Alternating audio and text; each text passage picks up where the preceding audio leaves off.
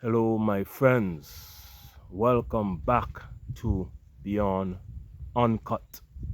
Today, I have some breaking news coming out of the United States of America, Caribbean, and African nations.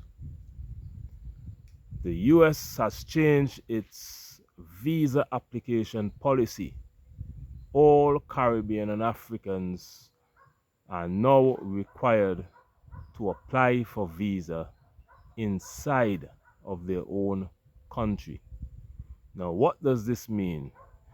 This means, for example, previous to this policy, if you were from Ghana, you could have applied for a visa in another African country. Or if you were from Jamaica, you could apply for a US visa in Trinidad and Tobago. Or if you was from Trinidad and Tobago, you could go to Barbados and apply for a visa. But the new rules says that you have to be in your own country. Now, what the news does not say is, what if your country does not have a US embassy? Many of the small Caribbean nations, such as Antigua and Barbuda, St. Lucia, Grenada, St. Kitts and Nevis, Dominica, St. Vincent and the Grenadines, Grenada, does not have a US embassy. So where do they apply? Do they still apply online, or they have to go to the closest US embassy? Whether it is in Barbados, Trinidad and Tobago, or Jamaica. The US needs to be more clear with what they are saying, because this news is not very clear, my friends. It just applies to if you have a US embassy in your country. If you're from Nigeria, South Africa, Kenya, and you're applying for a US visa, you have to apply for it in your country. And let me just read for you what this news article said. Starting November 1st, 2025, all US visa applicants must schedule interviews at, sorry, it just disappeared, must schedule interviews at the embassy or consulate in their own country, their own nationality or legal residence. In the past, how it worked in the past is that if you were from Nigeria, many Nigerians would have applied for US visa in the neighboring country of Ghana, Ivory Coast, or even Canada, and even as far as the Dominican Republic. Because of the high population of Nigeria, they have two US embassies, one in the capital city of Abuja and another one in Lagos. But sometimes the wait line, so many people applying for US visa, the wait, hear this, the wait in the most populous country in Africa of over 200 and almost 250 million people,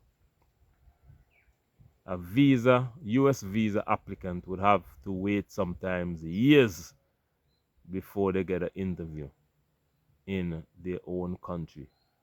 And they have two embassies, one in the largest city, Lagos, and another one in the capital city, Abuja. Years. So what many Nigerians would do is they will go to neighboring African countries, or they will go to maybe Canada, or even as far as the Dominican Republic, just to beat the massive wait list that is in their own country that could have them waiting for years to get a US visa. Imagine that.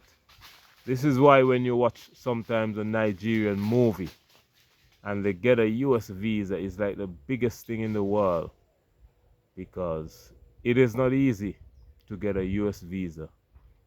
If you're from an African nation, it's much easier from the Caribbean side of it.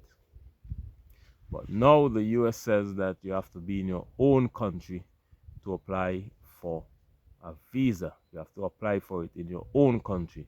So if you're watching from a smaller Caribbean nation, let me know what the status is.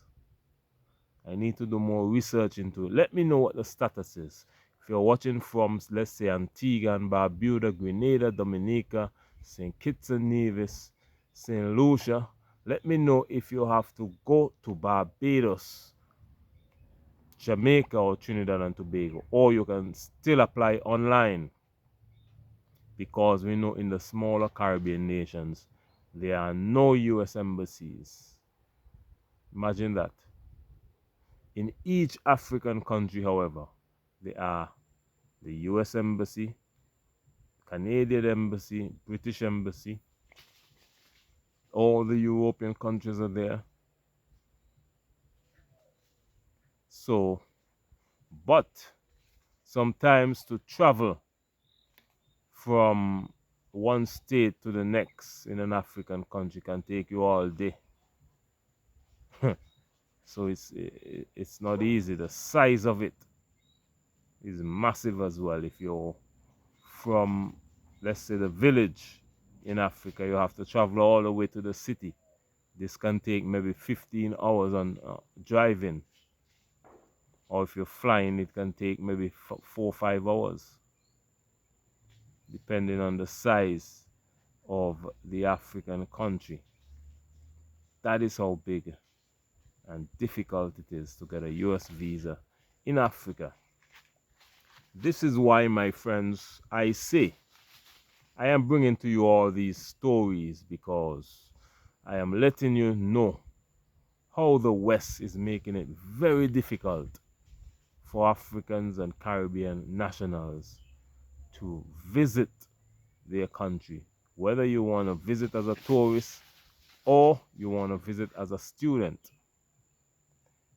They all see us as visiting their country to come to live, to overstay. They don't look at us as tourists. That is why they put these strict policies in place, even though they make a lot of money off of us. We go to these Western countries and we spend all of our money just for them to treat us like we're nothing. I say, my friends, it's time for us to bridge the gap between the African continent and the African diaspora. That is the mission of my channel, to bring our people together, all African people worldwide. And on this channel, I react to breaking news that affect the African continent and the African diaspora, which includes the Caribbean nation islands, the largest African diaspora block of nations. You can support this journey and become a member by clicking the link in this description box. Also, I will leave it in the comment section. I will pin it in the comment section for you to click that link, and you can go on over and join my channel and become a channel member. You can also subscribe to my other travel channel. I have a travel channel. The link is in this description box as well. You can go on over and subscribe to that channel, but make sure to subscribe to this channel first, because this is my main channel where I bring to you breaking news that affect our people worldwide. Let me know where you're watching from. Make sure to like the video, share it with all your friends and family. Please comment your thoughts and opinion, and let me know what you think about this topic that the United States of America is requiring all African and Caribbean nationals to obtain a visa within their own country. Let me know what you think about this topic. Like the video, share it with all your friends and family. Comment your thoughts and opinion, and please subscribe to the channel. All these will go a long way in supporting this channel and helping to build us stronger so that we can go from strength to strength. Thank you for watching today's video. My name is Beyond. This is Beyond Uncut. Let me know what you think about this topic. And I say, let us travel with each other more and with the West less. Travel throughout the Caribbean, travel from the Caribbean to Africa, Africa to the Caribbean. Right now, there's an ongoing African Caribbean summit in Ethiopia. I saw the Prime Minister of Grenada meeting with Ethiopia Airlines. Let's hope that he can get some direct flights, or he can awaken Ethiopian Airlines that there's a need for their planes in the Caribbean. Because let me give you a story. Last year when I was in Africa, I went from the UK to Ethiopia airport to Kenya. I just passed through the airport in Ethiopia on my way to Kenya, spent 2 hours in Ethiopia airport, and then connect to another Ethiopian Airlines flight to Kenya.